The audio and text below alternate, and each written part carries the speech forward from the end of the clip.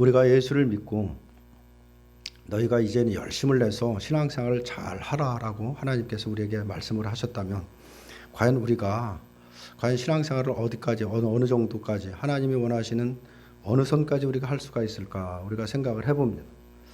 사실 우리가 열심히 최선을 다해서 신앙생활을 잘 할 것 같은 생각이 들겠지만 사실 하나님이 우리를 보고 너의 열심으로 한번 너의 의지로 신앙생활을 해보라고 했다고 하면 사실 한 발짝도 못 가서 쓰러지는 것이 우리들이다라는 것을 우리가 사실 삶에서 많이 체험을 하고 깨달을 수밖에 없는 것입니다.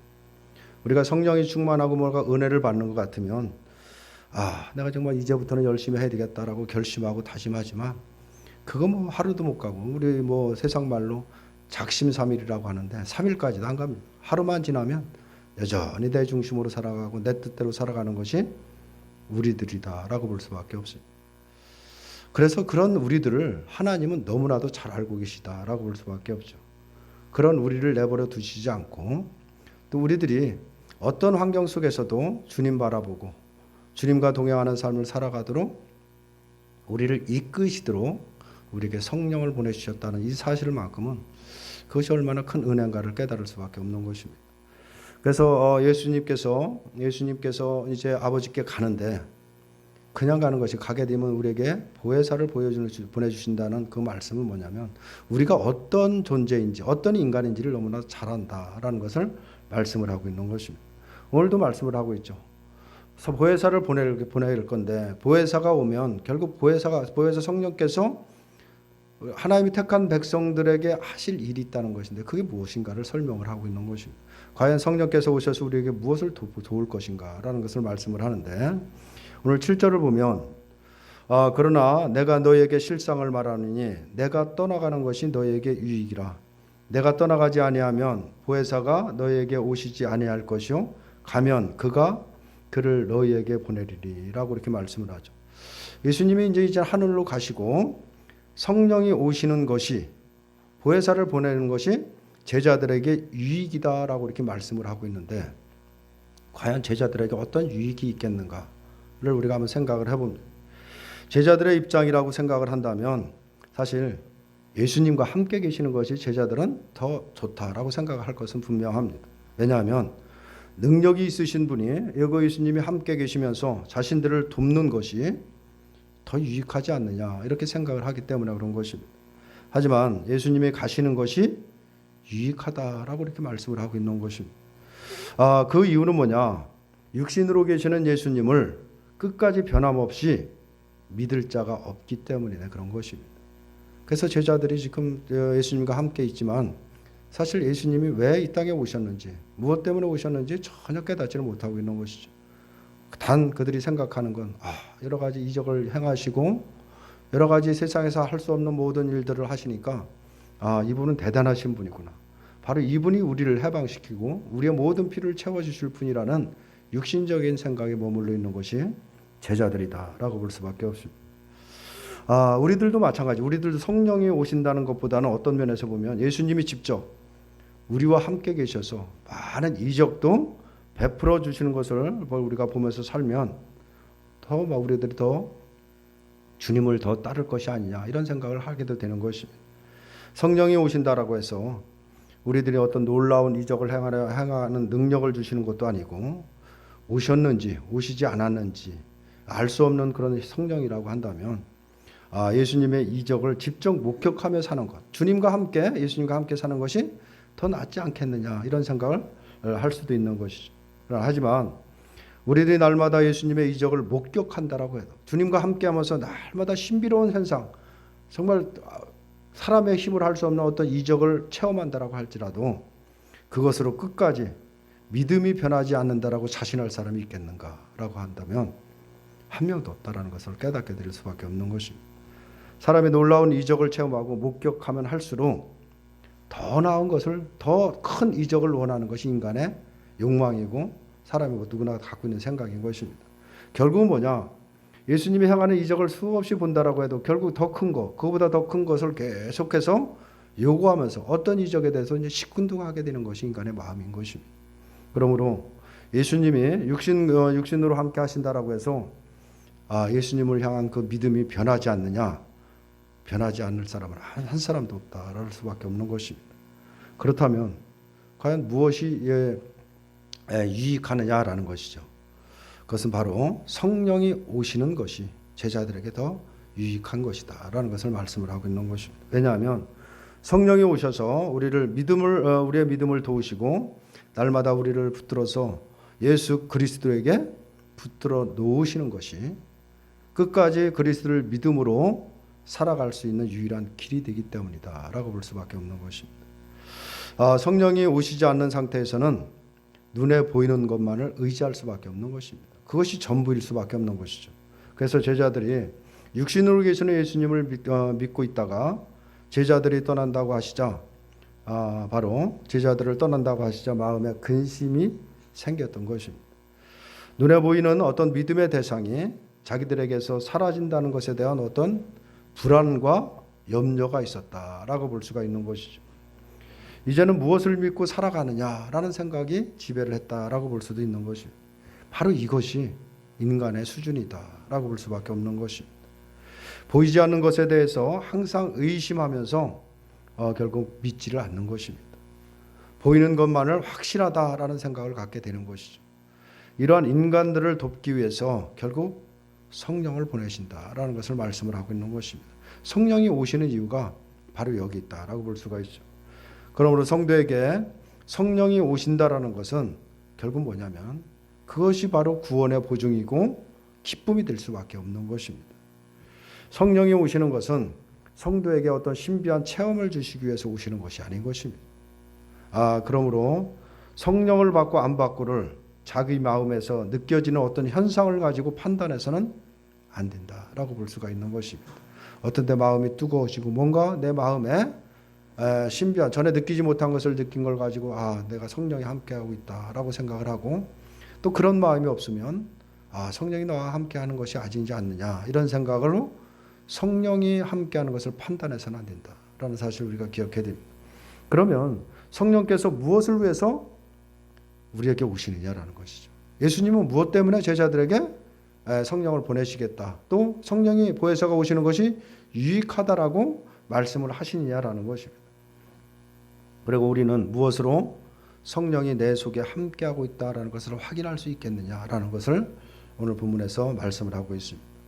8절과 11절의 말씀을 보면 8절부터 11절까지 그가 와서 죄에 대해서 의에 대하여 심판에 대하여 세상을 심판하시리라. 죄에 대하여라 함은 그들이 나를 믿지 아니하며 의에 대하여라 함은 내가 아버지께로 가니 너희가 다시 나를 보지 못하며 심판에 대하여라 함은 이 세상 임금이 심판을 받았습니다 라고 이렇게 말씀을 하고 있는 것입니다. 다시 말해서 성령이 오셔서 하시는 일이 뭐냐라는 것을 설명을 하고 있는데 그것은 뭐냐면 죄와 의와 심판에 대해서 세상을 책망할 것이다 라는 것을 말씀을 하고 있는 것입니다. 죄와 의와 심판에 대한 그 세상의 잘못된 생각을 책망하신다라는 것을 말하고 있는데 성령이 책망하시는 그 기준은 뭐냐? 그 기준은 예수님을 말하고 있는 것입니다. 예수님이 기준이 되는 것입니다. 예수님이 오심으로 인해서 죄와 의와 심판이 세상에 증거되었기 때문에 그렇다라고 볼 수가 있습니다.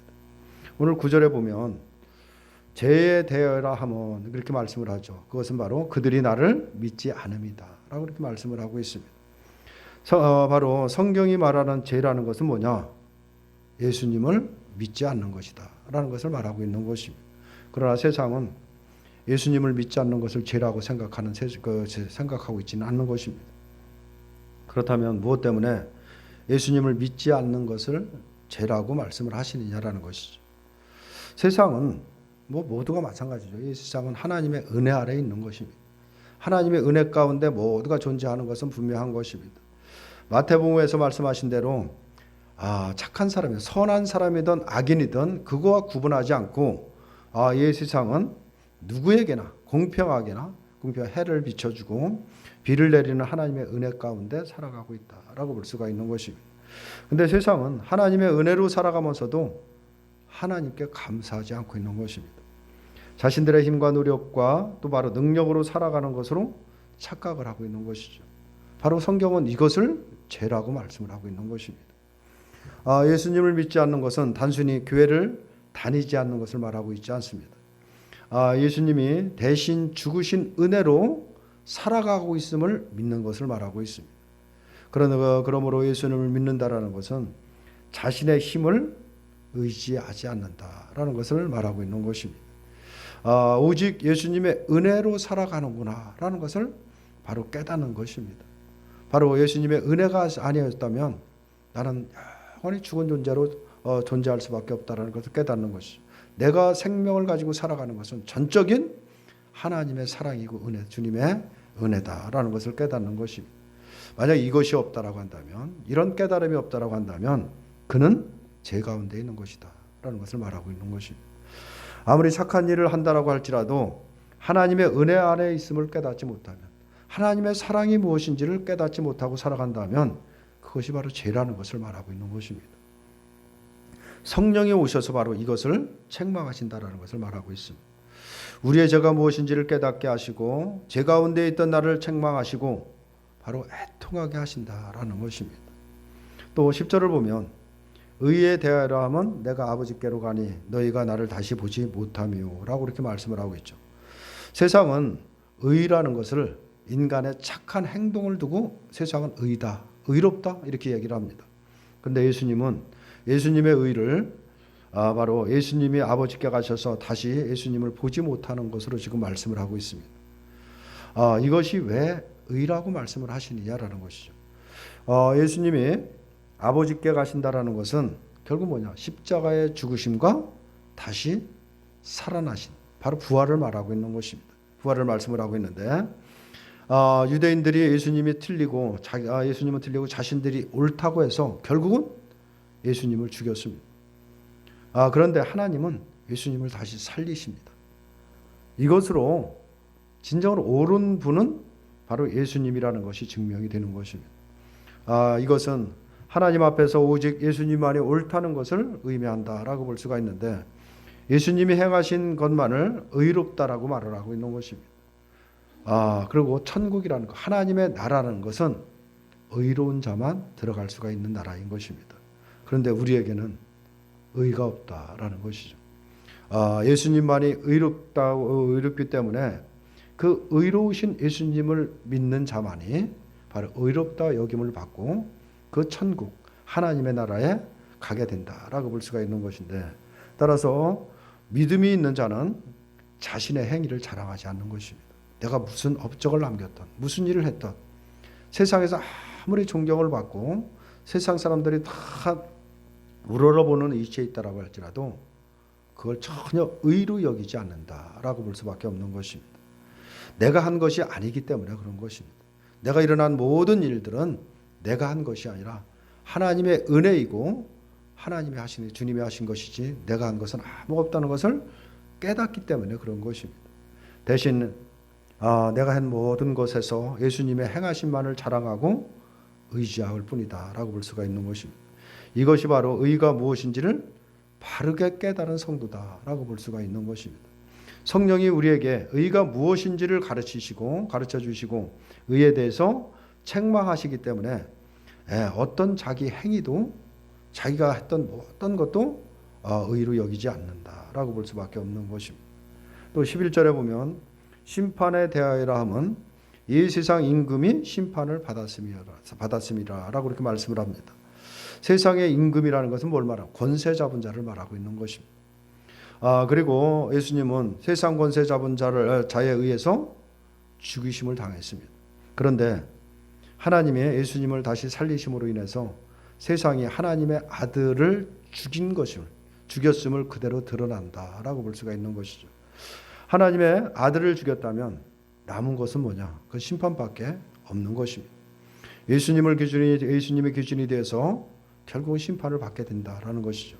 결국 예수님을 믿지 않는다라는 것이 하나님의 심판에 있음을 말하고 있다라고 볼 수밖에 없는 것입니다. 이처럼 하나님은 성령을 보내셔서 바로 예수님을 기준으로 해서 세상을 책망을 하시는 것입니다. 누구를 책망하느냐? 바로 세상 속에 있는 자기 백성을 책망하고 있는 것입니다. 하나님 나라의 백성, 바로 성도들을 책망하고 있다라는 사실을 기억해야 됩니다. 뭐를 책망하느냐? 죄가 과연 무엇인가? 죄가 무엇이고 의가 무엇이고 심판이 무엇인가를 알게 하셔서 예수 그리스도만을 중심으로 살아가게 하시는 것입니다.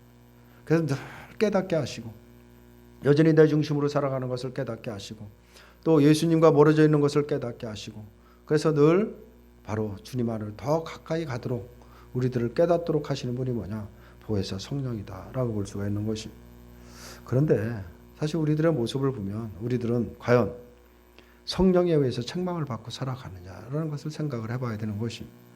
주님을 사랑하지 않는 죄에 대해서 책망을 날마다 받으면서 살아가느냐라는 것입니다. 이 말은 뭘 말하는 거냐면 정말 나는 열심히 신앙생활하고 하루하루 살아간다 하지만 어느 날 돌아보니까 여전히 그것이 예수님을 사랑하고 살아가는 것이 아니라 나를 사랑해서 살아가는 거예요. 내 중심으로 살아간다는 것을 깨닫고 살아가느냐라는 것을 말하고 있는 것입니다. 또 예수님의 행하신만을 의지하며 살아가는 것이 아니라 바로 자신의 행함을 바라보고 살아가는 것이 그것을 책망을 받고 살아가는지를 돌아봐야 되는 것이에요. 왜냐하면 성령은 바로 그것을 책망하기 위해서 우리와 함께하고 있기 때문에 그런 것입니다. 주님을 사랑하지 않는 것이 그 심판임을 책망받고 살아가는지 우리가 생각해 봐야 됩니다. 이런 책망이 없이 살아간다라고 한다면 그것은 성령과 함께하는 삶이라고 볼 수가 없다라는 것을 말하고 있는 것입니다. 우리의 속에는 불의가 가득 차 있는데 불의라는 것은 내 중심으로 살아가는 것을 말하고 있는 것입니다. 세상을 바라보며 내 중심으로 살아가는 것이 불의한 것입니다. 그 마음으로 가득 차 있는데 성령이 내 안에 오셨다고 한다면 나와 함께하고 있다고 한다면 그것을 반드시 책망하는 것은 분명한 것입니다. 그것은 당연하다라고 볼 수밖에 없는 것이죠. 그렇기 때문에 성들은 날마다 그 책망을 받을 수밖에 없다라고 볼 수 있는 것입니다. 그래서 진심으로 성령과 함께한 성도는 자신의 불의함을 책망하면서 날마다 의로우신 주님을 의지하고 살아가고자 힘쓰게 될 수밖에 없는 것입니다. 자신에게 의가 없음을 알기 때문에 십자가에서 죽으신 주님의 의의 행위만을 자랑하고 높이게 된다라는 것이다. 이것은 내 의지로 내 결단으로 되는 것이 아니라 성령이 나와 함께 하시면서 날마다 죄에 대해서 의에 대해서 심판에 대해서 날마다 책망하심으로 드러나는 것이다 라고 볼 수가 있는 것입니다. 그래서 예수님을 보면서 하나님이 내게 베푸신 은혜가 또 하나님이 내게 베푸신 그 사랑이 얼마나 큰 것인가를 깨달을 수밖에 없는 것입니다.